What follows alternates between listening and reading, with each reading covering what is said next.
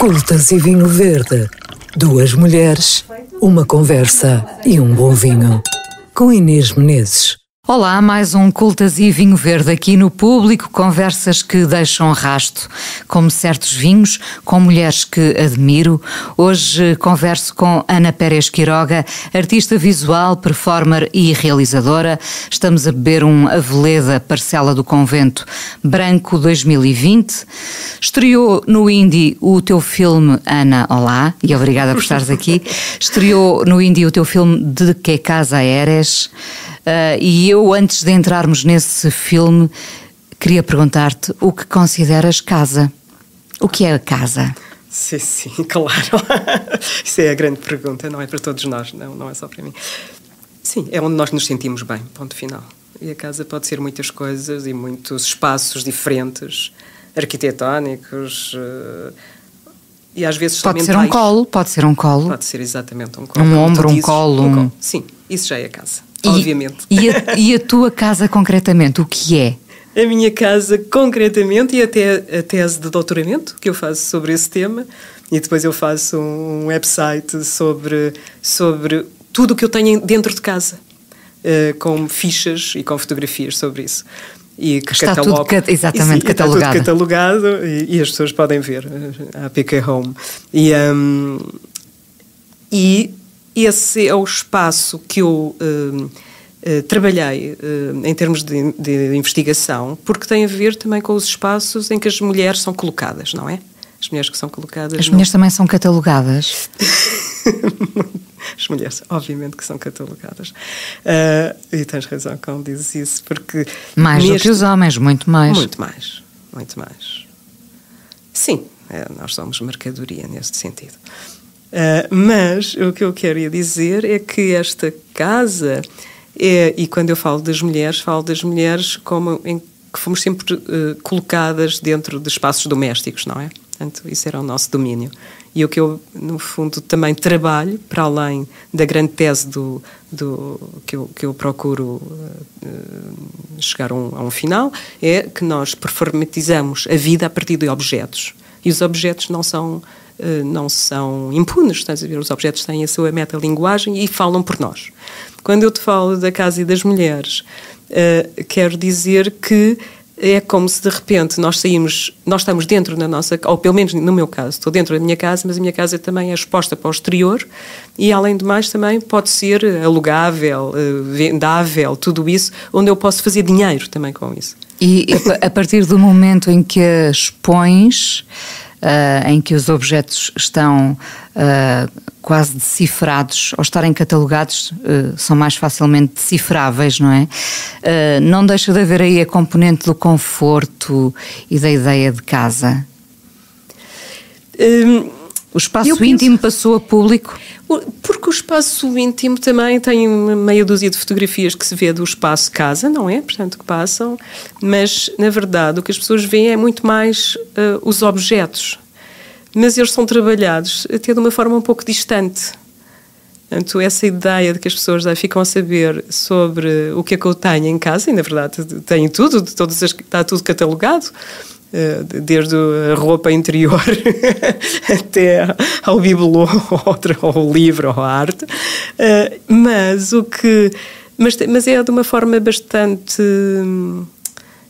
não só austera, mas quase clínica, sabes? Pronto, e portanto, sendo clínica, não entra aí a intimidade. Acho que não. Que é o lugar onde ninguém entra só se nós quisermos. Exatamente. Eu penso que é isso que eu gostei de preservar. Neste teu filme temos uma história, como se diz, de resiliência e amor, e uma história muito pessoal. Queres contar-nos um bocadinho? É a tua mãe que está ali, é a tua história, a vossa história, e uma história que pode ser a de muitas mulheres. É quase uma homenagem tua à tua mãe, mas diria, um exemplo para todas nós. Ainda bem que falas nisso, Inês, porque das coisas que as pessoas me dizem, depois de verem o filme, eu gostava de ter feito isto com a minha mãe. É interessante, não é? Parece que, de repente, nós também precisamos de modelos para ver o que é que também nós gostaríamos de ter feito ou queremos fazer. E ainda muitas vamos a tempo, muitas e muitos, não é? Iremos a tempo, podemos fazer isso com as nossas mães, com os nossos pais, com a nossa família. O que eu fiz com a minha, e vem agora voltando à história do que é que este filme é, este De que casa eres, de que casa és, em espanhol, é a partir de um grupo de crianças, que são quase 3.000 crianças da Guerra Civil Espanhola, que vivem neste período da Guerra Civil Espanhola, 1936-1939, e que são evacuadas para um exílio. Neste caso, o país que as acolhe é a ex-União Soviética. E estas crianças são filhas de republicanos do País Basco, neste caso a minha família, da Catalunha, de Madrid também algumas pessoas da Galiza e de Navarra. Então este grupo vai, e à espera de que fossem apenas umas férias, não é? E que a guerra civil fosse ganha pelos republicanos, porque era a Segunda República, e não, é ganha por Franco, torna-se uma ditadura. E Stalin, que recebe estas crianças de uma forma apoteótica, não devolve as crianças a um regime fascista, como ele diz, e estas crianças ficam 20 anos até voltarem à Espanha. Portanto, já não são crianças mais. Muitos tornam-se, na Segunda Guerra Mundial, com a invasão da Alemanha ao espaço da União Soviética, muitos espanhóis tornam-se heróis de guerra porque lutam com os russos. E mulheres vão trabalhar para fábricas, porque estas crianças, quando eu digo estas crianças, são realmente crianças crianças adolescentes. O mais velho teria 15 anos, mas é raro. Elas vão dos 4 aos 12 anos. A minha mãe tem 4, vai fazer 5 lá, e a minha tia tem 5 para fazer 6. Na verdade, o que eles pediam que viessem com 5 anos, mas a minha avó aldrabou a data de nascimento da minha mãe para ela conseguir ir. E sim, é isto. Tu soubeste essa história desde sempre? Desde sempre. É assim, a grande aventura. Eu sempre achei que isto era uma... A minha mãe sempre nos falou disto, não com nenhum... Obviamente que é um trauma, não é? Não, ficas sem a família, são divididos por 16 colégios internos, muitíssimo bem recebidos, são acompanhados por 140 adultos, entre médicos, professores, educadores, assistentes sociais, enfermeiros. Dividem-se depois por colégios internos, e a minha mãe vai parar a Kherson, ao colégio de Kherson, que nós hoje bem conhecemos, porque está a ser de uma forma violentíssima a guerra na Ucrânia. E aí passa até à Segunda Guerra Mundial, e depois fogem para... Depois todas estas crianças são reunidas e são todas levadas quase até à Sibéria, para outros colégios internos, sim. Mas eu sempre, desculpa ter acabar por não te responder, mas sim, tanto os meus irmãos e eu sempre soubemos esta história, desde sempre, mas a minha mãe, o que parece um trauma imenso, e obviamente que nunca nos fez sentir que ela tinha sido traumatizada. Sabes, é uma maneira de viver apenas. Sabes? Aceitando e com uma certa até alegria. A tua mãe chega a regressar à Espanha? Regressa à Espanha, com obviamente. Quantos anos? Com 24. Com 24, portanto, sim. Passou 20 anos de 20 anos na União Soviética, onde se forma em medicina, em Moscovo. Isso é uma história mesmo impressionante, não é? Sim. Como não fazer tantas histórias a partir dessa história. A tua mãe, pelo que vi, tem de facto um ar de mulher resiliente e lutadora. Eu gostei muito do momento em que ela diz que queria ser tanquista, não é? Porque também a mulher que conduz o tanque, os tanques, não é? Porque essa era a realidade que ela conhecia. E dessa realidade que ela experienciou, vivenciou, o que é que ficou nela sempre? Uma certa austeridade? Ela forma-se em medicina ainda durante esses 20 anos? Sim, em Moscou. Claro. Portanto, eles depois Depois são, como eu te estava a contar, são levados para outros colégios mais perto da Sibéria, nos Urais. A minha mãe e a minha tia e mais 130 crianças vão para uma aldeia minúscula com 8 casas, que eu estive também para fazer uma reportagem para o filme. Chama-se Tundriha, quer dizer uma pequena tundra, não é? Ao pé de Barnaul, nos Urais, quase na Sibéria. E uma aldeia, sabes? E ainda está lá a casa, e as pessoas ainda se lembram deste acontecimento, têm fotografias disto. Ainda está a casa, quer dizer, o colégio, não é? Que tinha o dormitório e a escola por baixo, toda nessa é uma casa bonita de madeira. E depois voltam e são reagrupados perto de Moscovo. Ainda. Mas é preciso perceber uma coisa, quando tu me perguntas essa resiliência, minha mãe, em primeiro lugar, estas pessoas foram sempre educadas enquanto espanhóis e sempre lhes disseram... Nunca lhes foi retirada essa identidade? Não. Aliás, antes pelo contrário, a minha mãe só aprende russo com 10 anos. Ela chega aos 4, não é? E verdadeiramente, quando tem de passar para uma escola russa. E isso é que ela conta, a dificuldade disso, mas eles são educados como espanhóis, sempre foram educados como espanhóis, mesmo quando vão para a universidade, dizem vão voltar para a Espanha, portanto, vocês russos não são espanhóis. Quem se casa, obviamente os mais velhos casam-se, têm famílias e tudo isso, mas aquela nostalgia de Espanha está sempre presente e quando voltam, realmente voltam para uma Espanha que não é a Espanha que eles pensavam que era, não é? Também há um choque imenso, eu imagino.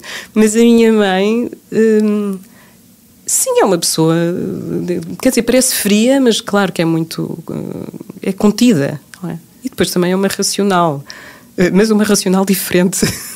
É assim, um misto entre racional e uma coisa diferente. Que racional será essa? Olha, porque há muita fantasia também dentro da minha mãe, não é?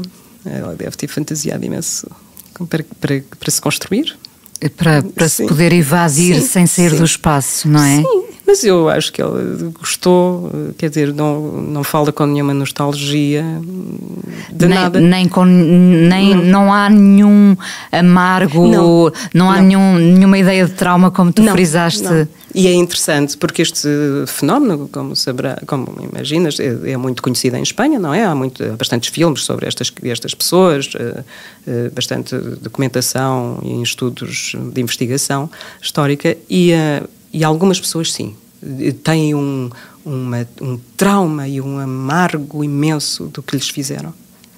Não o caso da tua mãe. Sim. Apetece-te explorar mais este lado pessoal? Ou isto foi uma quase homenagem, como dizíamos, e fica por aqui?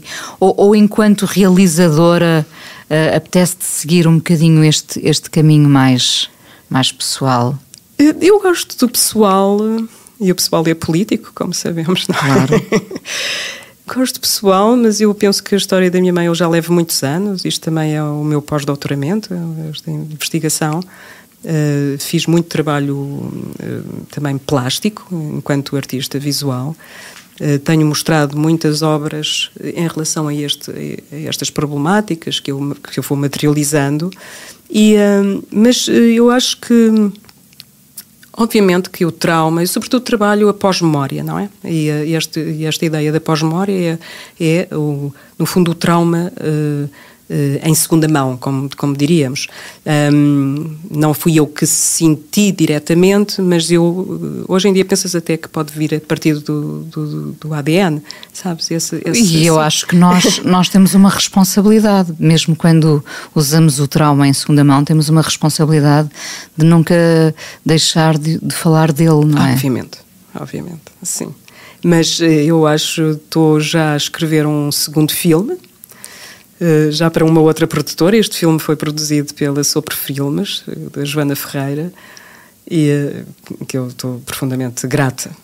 Sem ela isto não teria acontecido, mas estou agora a escrever um segundo filme, já com outra produtora, neste caso com o Fernando Vendrell, da David e Golias, e é um trabalho sobre a Ana de Gonta Colasso. É uma escultora do princípio do século. Ela nasce no princípio em 1903 e morre em 54.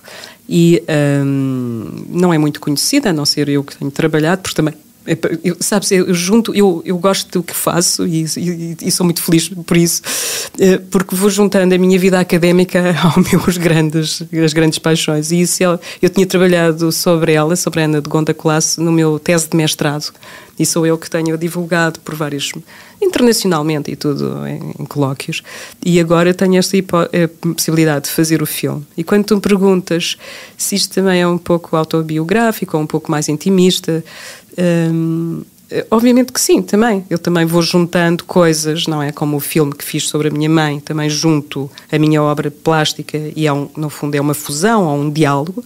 Aqui neste filme que eu proponho fazer, eu também é um pouco isso. Enquanto eu também sou escultora e ela também é escultora, quer dizer, há aqui como se fosse uma parceria, no fundo, artística. Um puzzle muito interessante, de facto. Este De Que Casa Eras pode ser visto onde? Por enquanto ainda não. Ele está a ser passado em festivais internacionais e talvez no fim do ano venha para as salas, é o que esperamos.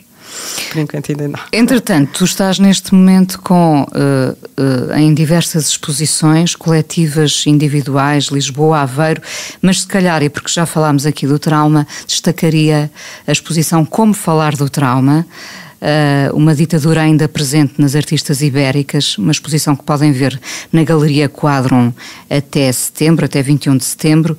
A exposição coloca em diálogo 8 artistas contemporâneas de Portugal e de Espanha, na busca pelas marcas das ditaduras ibéricas no presente das mulheres. Ainda se fazem sentir essas marcas? Ainda somos portadoras dessas marcas? Sim, Inês, não acho que seja ainda. Eu acho que é mesmo uma coisa que nós temos que começar a falar. Finalmente estamos a falar disso. Como as pessoas que têm o trauma da descolonização, nós temos este trauma de 50 anos de ditadura, tanto nós, portuguesas e portugueses, como os em Espanha. E isso são gerações que não é logo falado, mas que começa depois a ser falado e cada vez mais. Não é logo falado, às vezes parece que já foi muito falado. Sim. E depois, começando a destapar cada uma das vozes, cada uma das vidas, percebe-se que ainda não se falou nada. Sim, é tal e qual. E isso vê-se, sabes, sobretudo Espanha, que tem uma lei que se chama da memória histórica, não é? Que eles têm de falar sobre a Guerra Civil, que é uma ideia importada da Venezuela por todas as complexidades da ditadura. Desculpa, da Argentina. E que Espanha começa também a destapar isso, umas vezes mais, outras vezes menos, também depende da capacidade política do país, e quais são os quadrantes, obviamente, políticos que fazem a governação. Mas agora, sim, como tu dizias, Inês, tens toda a razão. Houve um momento que parece que se falou muito, mas foi um pouco abafado. Agora, novamente, outro momento que é preciso falar. Portanto, é assim por golfadas dar. Ainda recentemente há conversa com uma autora que escreveu um livro sobre os retornados, e lá está, parece que já ouvimos nós já ouvimos muito este termo saiu do nosso vocabulário praticamente, porque já não dizemos ela era retornada, ou ela é retornada, ou ele foi retornado, não é? E de repente no livro desta mulher, da Mafalda Martins, nós temos um lado, se calhar também pouco visto, que é o lado das mulheres. Quem eram, como estavam, o que viam, como é que viam a guerra. Portanto, este lado mais secundário das mulheres está agora a conhecer algum protagonismo, mas durante muito tempo não se falou. Sim, mas também as mulheres só finalmente agora é que estão a tirar algum protagonismo, não é? Tu sentes isso, Ana, sim, enquanto mulher e artista? Sim, obviamente. Não é... Obviamente que é direto, mas não é de uma forma dura, não é? Portanto, há uma coisa... É um ar. E toda... Eu, como fiz 3 licenciaturas. História, depois arquitetura de interiores e depois escultura. E isso tudo, eu fui, sabes, são cursos, na verdade, com mais mulheres, à partida, mas que não têm as mesmas, a mesma saída profissional que têm os poucos homens que entram nestes cursos. É verdade. Sim. Continua a ser assim? Sim, continua a ser assim. Continua a haver muitas mulheres na arte, mas os homens continuam a ter muito mais prestígio. Como é que, enquanto mulher artista, te foste sentindo? Um bocadinho à sombra do que poderias... É que tenho muitas penalizações já. Agora não sinto essa penalização, mas naquela altura eu senti a idade. Eu já não era jovem artista, até tive uma vez um curador que me disse: Ana, não te posso convidar porque tu não pertences a esta geração. Portanto, a geração que tinha menos de 16 anos que eu. Mas eu sou desta geração artística, não é? Portanto, eu não sou de uma geração artística de 16 anos quando eu comecei a história. Isso não tem nada a ver, portanto. Mas a idade aí penalizou-me. Ser mulher, eu não me posso queixar exatamente, sabes? Mas o sentimento está lá, a pressão está lá. Isso para mim é uma coisa clara. E por isso é que eu luto tanto para que as mulheres tenham todas as possibilidades e mais algumas. E há um lado em ti de quase alerta? Obviamente. Sim. Obviamente. E estou sempre alerta e sempre a tentar que esse alerta possa chegar a mais pessoas, não é? No fundo há aqui uma atuação muito pedagógica, sabes? Sim, é preciso estar atento, como já cantava o Caetano. Sim. Às vezes estamos pouco atentos, porque andamos de facto distraídos com muitas coisas. É verdade.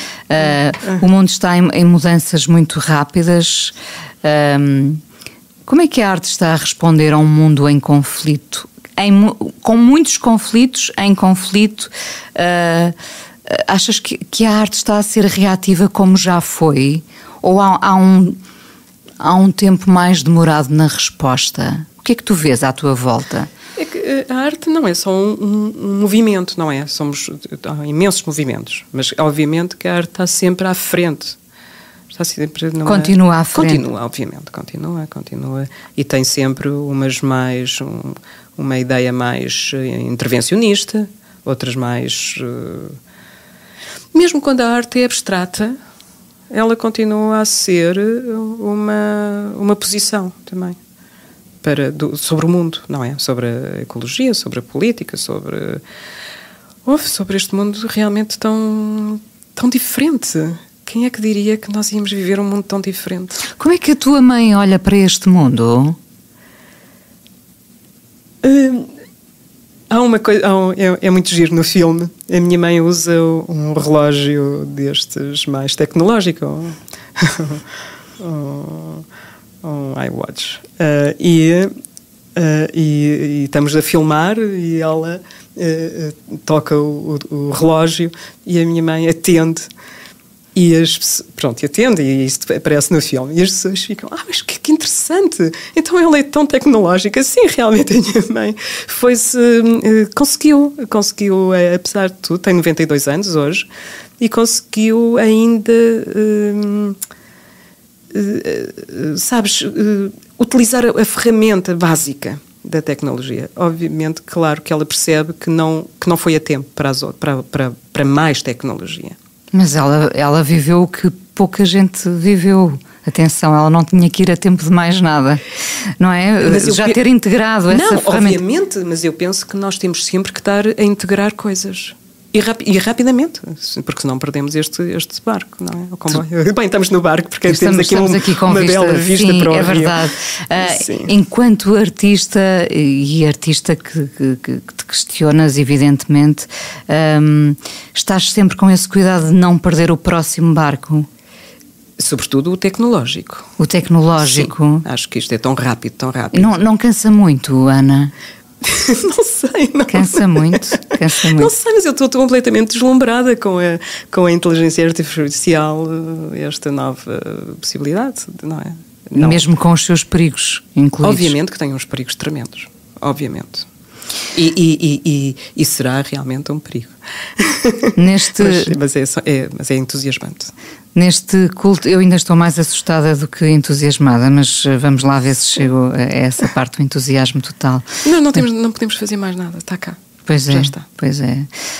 Não, há um lado ético. Mas não está nas nossas mãos nesse sentido. Eu penso que isso é um poder super a nós, sabes?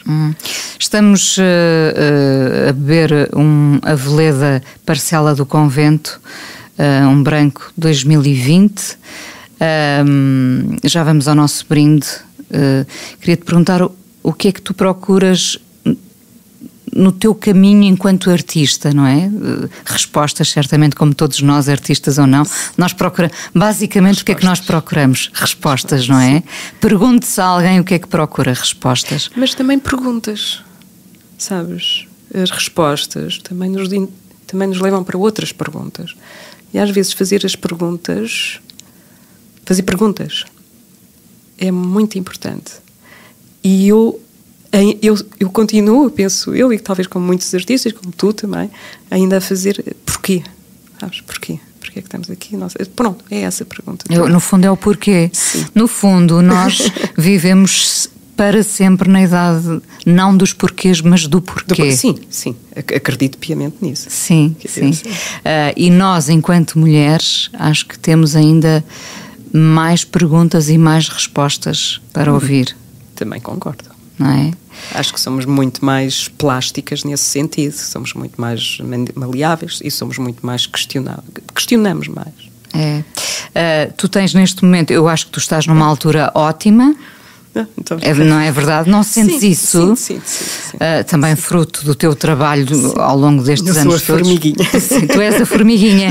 Vês-te como tal. Sim, sou muito preservadora, sabes? Trabalho muito. Sim, exposições em Lisboa, no Mate, em várias galerias, em Aveiro, todas estão aí para ser vistas e visitadas. Com esta parcela do convento, a Veleda, brindamos a quê, Ana? Brindamos ao futuro. Brindamos ao futuro. Brindamos à saúde, e à alegria e à amizade. E há algumas perguntas respondidas? Sim, com certeza. Damos esse brinde.